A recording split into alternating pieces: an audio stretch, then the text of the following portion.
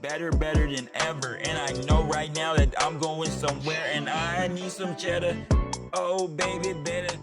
Hey, what's up, everyone? It's Andre Luck here with my next episode of the Sports Sales Show, where today I'm going to talk about how we can use AI with sales and marketing to create better messaging when we're out in market, when we're out with our sales team and we're doing calls and having conversations. Like, how do we take the rich data that we already have from our customers and what they're saying and using AI to take that and put it all together so we have better messaging that's going to resonate to lead to more interest and eventually more conversion. So a lot of people right now, and I fell victim of this as well, we take what we think makes sense to us or what would resonate with us when we could just talk to the people that are potentially going to be our buyers and use that information to better inform our strategy moving forward because they're giving us the information. We just have to use it, and sometimes it's a lot of data to sift through. So we'll talk through, where teams go wrong, where I went wrong, what ideal scenario looks like, do a screen share of when you get an output, what do you do with that? So let's jump in. The first place to start is what I kind of call step zero. So before you even start putting a system together, there has to be a process where you're collecting this data because it's there. People are posting and making comments on social media. So there's different tools that could read that. Your sales reps are having conversations. Is that getting logged? Is it just in their head? Is it in a spreadsheet? But is it in a central CRM system or some place that data lives? You're doing virtual calls. You're doing in-person meetings. Like, are we capturing those conversations, those notes from it, and like what they're saying, what the objections are on sales meetings and everything like that? So all that is there, it's happening, but it's not centralized and we're not collecting that. So before you move forward with trying to figure out what the best messaging is and some of the things we'll talk about, like, we have to have the data first so that we can action on it. So coming up with a system, even if it's not 100% accurate or the best data, a little bit is better than nothing, and you could always build off that. So that's kind of the first step, is getting all your ducks in a row so that you have data that you could action on and you're collecting it from all these conversations that you're having. But talking about some of the mistakes either I made or as I work with teams and talk to teams that, I see them make when it comes to this, um, typically it's like the most senior person in the room or maybe the most vocal person. Sorry, there's a bug around here today. So hopefully it doesn't join us too much in the episode. But the most senior person, the most vocal person, they kind of dominate the meeting and like, this is what I think should work and this is where I think we should go. And like, instead of getting everyone's voice, or even actually acting off like real data and insights, just not what one person thinks. So you have your marketing team and you have your sales team. And a lot of times they don't talk. Although the marketing team is doing things to get more interest for the sales team, and the sales team is taking that interest and taking it to a close, there needs to be that feedback loop from both sides. So the marketing side, here's what we're seeing. Here's what people are resonating with. Here's what's driving people to our website, or here's what people are clicking on and commenting on. Give that to the sales leaders so that they can know this is what resonates when we're out in market having conversations with potential buyers. And then on the back end, hey, you told us this, we did this, here were the objections we got, here's what worked, and then give that back to marketing so that then they can go find more people like that and use some of the language and that messaging in their marketing messaging. So when I first started working with teams, one of the things I talked about was bridging that gap between sales and marketing. And I had offered to do customer interviews for them. Like, I will reach out to your top customers, top clients, and do like an informal kind of informational interview.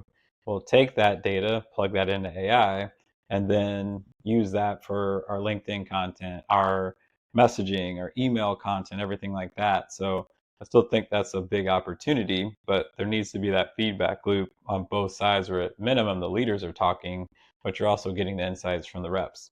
Um, I fall victim to this as well. We get so wrapped up on like our product. And so season tickets, what comes with that? Our suite, what comes with that?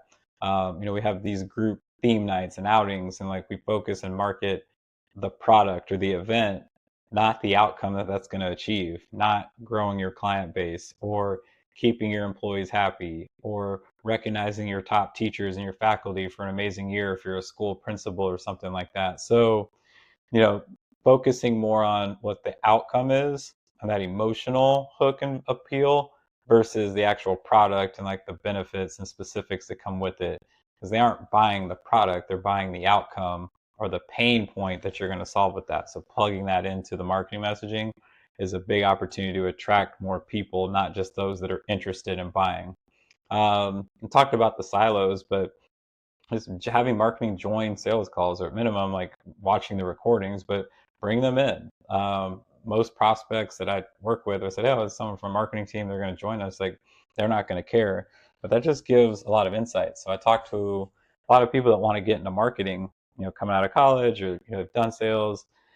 I always tell them, like, it's good to at least be around sales, shadow the sales team, spend a day or two, a month or something like that, or a quarter with the sales team, so that at least you understand. I think if you've done sales, you'll have a greater appreciation when you are on the marketing side, because the ideas you come up with in a marketing meeting, how that actually resonates and like what the outcome is on the other side from the sales perspective. So I think anything that influences or touches sales is good to actually be in a sales role so that but on the sales side, be proactive. Invite marketing to your calls. Invite them to be in the meetings, and then meet on a regular basis and have that feedback loop that we talked about. Um, there's a lot of good information in the positive calls, but also the reasons that people are telling you no. You can either change the product and the offering or how you're positioning it based on what they tell you, or maybe you thought this is what's going to sell and they're telling you, no, this is what I need to move forward, or here's the issues or concerns I have. And so that's great for whoever's creating your products and marketing messaging, but then also on the sales side, you could take that and change that as well. And then I think for me, the biggest obstacle we face is, like, let's say I collected all this data. Now, what do I do with it? So it's great I have all this information and I know here's the reasons we're losing, here's the reasons we're winning, but it's either we don't know what to do with it or we don't have the bandwidth to actually execute and make those changes. So we continue to just operate. So, like, we're aware, maybe some people are aware, but there's no process or system to make change and say, all right, we're going to stop doing this. We're going to take a day or take a week or whatever and like rewrite our talk tracks and our messaging and build out our sales decks differently because of what we're hearing. And like, not just a one-time thing once a year where we're refreshing our playbooks, but like an ongoing thing that we're always optimizing. So that at the back end, that transformational change and that like ongoing like pull through work of like change management, that is something that, no matter what it is that you're looking to change, is difficult because you kind of get in your habits and it's very difficult to actually put into system and process and execute that change. So the ideal state is, yes, you're recording the calls and conversations, that's getting stored in a central place. You're uploading your CRM notes. You're having like regular case studies. So marketing's helping you out with that. We're talking to different segments of customers and hearing what they like, what they don't like. And so they and we all, as a go-to-market team, sales, marketing, customer service, everyone, finance, we have a good understanding of what our customer is and what they're telling us. And we plug all that into AI and it pulls out the themes. And then it's going to give you, like I said, information you could put into social media postings. And if it's B2B, it could be more on LinkedIn or it could be Facebook, Instagram, wherever it is. Wherever your customer lives, that's where you want that information to be. Your talk tracks, how you overcome objections when you get certain ones. Like I said, building out proposal decks. That's kind of step one. And then eventually you could build out agents that you just plug the data in. We'll kind of go through a similar hypothetical scenario with that. But as I've talked about before, the future is like your AI tool, whatever that is plugged into all those systems, and it's proactively looking for call recordings, looking for CRM notes, and taking that data and not waiting for the user to prompt it. It's serving you those insights, send you a message in your Slack channel or in your Teams channel or giving you an email or whatever it may be, that you get the notification. Hey, here's what we're noticing. And based on like the last 5 sales calls, here's what's going on. And here's the recommendation we have on changing and adjusting some of your talk tracks and your proposals and your messaging. I've already drafted that for you as like a first version, like, and that's being served to you. So first step, you got to collect the data and then have a system, but then eventually it's going to take away a lot of time and make it more efficient and probably just do it better than if we just got in a room and like brainstorm ourselves. I was listening to a podcast this week and it said, let's just accept like 99% of the outputs we get in AI are just better than what we could write. Like, I know it may sound AI like, but like if you take that out of it and put your own like human touch on it, like it's still better than what we would have come up with. So I think it's just appreciating that and humbling ourselves to some extent and just allowing that to help kind of guide and drive the conversation. So I'm going to share my screen here. And so I put together a prompt based on all the things we talked about. Like we're going to have this type of data. We want to improve and take like real customer conversation, improve our messaging on the sales and marketing side, and it has very like detailed instructions on what to do once it gets the data. So let me share my screen first.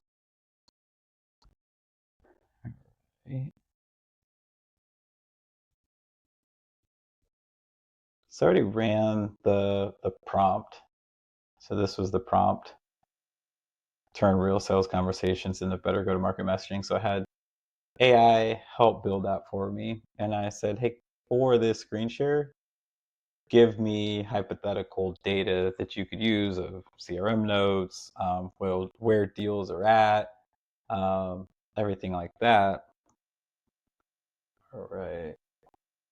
It's uploading the messaging.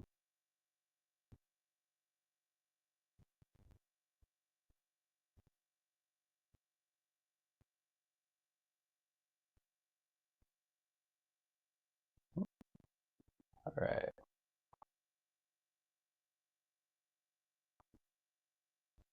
So here's all the data that it put in. And so now here's the output. Go-to-market messaging analysis. Gives me kind of a quick executive summary. Messaging that appears most often in closed-won deals. Executive access and warm introductions. And so we're not going to read through all this just from a timing standpoint, but if you're a sales leader, CRO, VP of sales, SVP of sales, or if you're on the marketing side, like a CMO or a head of marketing, you could take all this and step one, get the insights that are living in your data that would take you hours, days, maybe even weeks to kind of sift through and get kind of a first version of like, all right, here's what people are telling us. And this is very B2B heavy, but if you're selling schools or if you're selling churches or individual game buyers, you could take a similar type approach. Buyer phrases that should be used in campaigns. All right, we need warmer introductions. Our reps are spending too much time chasing cold leads. Like these are things that in this hypothetical scenario, sorry, the bug's back. um, it these are things that customers are telling us. So it's good to see that and understand that. And how do we change our messaging to address those challenges so that when someone sees it, they're like, oh, I have that problem. Like I want to talk to somebody about that. Or when I come in market, I know to go to them because they help with that. They're more than just tickets. They're more than just a sports team. They're helping people achieve these outcomes and these goals. So that's the first step, is like taking the insights and like being able to uncover like what does all this mean. And then the next step, like I said, is like operationalizing that. All right, so based on that, let's get in a room and talk through what we're going to change and what we're going to do different and where we're going to see and pilot this to see if we start to see some changes. Like let's keep our current messaging, let's switch it, and then let's analyze like which ones see more success. Are we seeing a lift now? And then you can lean more into that and then invest more resources into it, because you're starting to see with some of these changes, we're getting more success, more outcomes, more output. So very thorough, very detailed recommended website messaging, recommended proposal updates. So I just talked through and gave it like, hey, here are all the things that we focus on, and I want to make changes based on like real data, content marketing recommendations, best events, trigger events for outbound campaigns. So it hits everything from top of funnel lead generation, getting people, into the funnel and having a conversation with sales to the point where we're closing them, and then even post closing, like how do you renew them? And that's a big opportunity as well. How can marketing teams help with current clients and get them to spend more, upsell, cross sell, expand, and help with that renewal process? We spend so much time on trying to attract and find new, but a lot of our money's in the current book of business. We need to make sure that we keep them. So I'm going to stop sharing here. So yeah, that's how you could use AI if you're manually prompting it. So you can make that into an agent, and you could upload whatever data you want to. but a lot of teams are getting to the point now, we're starting to look at, how do I do it where this is just automatically happening, automatically working in the background, so that I don't have to prompt it. I get served these insights just to save time, and like you just kind of get through your day and you're busy. Like sometimes you're not always thinking about that. So each episode, I talked through something that stood out to me. So I had a conversation with a premium sales rep, moved very quickly throughout his career, very short time, less than 2 years already in premium sales. But he's been tasked with creating more of an experience on non-game days. So they're in the off season now in the NBA, and for premium sales, how to create a better experience. And so one of the things we talked about is we focus so much on like the tour and the route and like make sure we call out these things, but we need to create moments where um, the person feels this is customized. The little things like putting their name maybe on the scoreboard, or like the experience from when they come in, like giving them water and having a station at the end. Like we're not going to tell them it's a closing station, but like an area where you could sit down and like really look through options and things like that. So just really put yourself in the buyer's shoes, and like what makes this more of an experience versus what are the things that we want to make sure we hit on, because that's what we were trained on, and we need to make sure we talk about these 4 or 5 things and call out these areas and make sure we show our premium seats. Like we get so focused on that, but they don't know what this is supposed to look like on the other end. They don't know the trainings we're in every week. They don't know the products we're trying to push. They just want to know that they feel special and like this is something that's worth their time and investment of time to come down and make it customized. So really at the end of it, it was just like challenging him to think through, how do you make it more of a buyer experience versus internal sales experience, or like a sales process that everyone can follow. And then shout outs, obviously, this week. So I'm recording this on Mother's Day. I wouldn't be where I am without the 2 mothers I have in my life. So obviously my mom, but then also my wife, Brittany, who mothers our kids, who's the mom to our kids. But just want to give them a shout out, talk to each of them about this, but happy Mother's Day. And also all the other moms out there, they play a huge role in their kids' lives. So happy Mother's Day. So that's my shout out for this week. But in closing, as we wrap up, first step, get the fundamentals down. So like all this data lives in places. Bring in someone external to help you organize this, or just block time to start to collect the data. Make sure your reps are using CRM. Make sure you're collecting those recordings and those insights and like putting that into a central hub where you can actually action on it and analyze it. Let AI kind of sift through it and pull out like the key points, and like we did with the prompt that we did, tell you, hey, here's some recommendations, and that's kind of your V1 first draft of what that looks like. My buddy's back. And then you can then take that and make it to another, more polished version in a couple hours versus taking weeks to kind of go through this process. And now you just have something you can do more repeatable, more effectively, more efficiently, everything like that. So yeah, if you liked it, click like on the button here, give the thumbs up, share this with someone in your network if you think this is impactful for them or they could take something away from it. Subscribe so you get updated for new episodes every single week. And like I tell my daughters every morning when I drop them off for school, go be awesome today, and I'll be back next week with another video. Thanks. That's nothing. I'ma be doing this and I'm gonna be head hunting. Oh baby, don't know. Oh baby, don't go. Oh baby, don't know. Oh baby, don't go.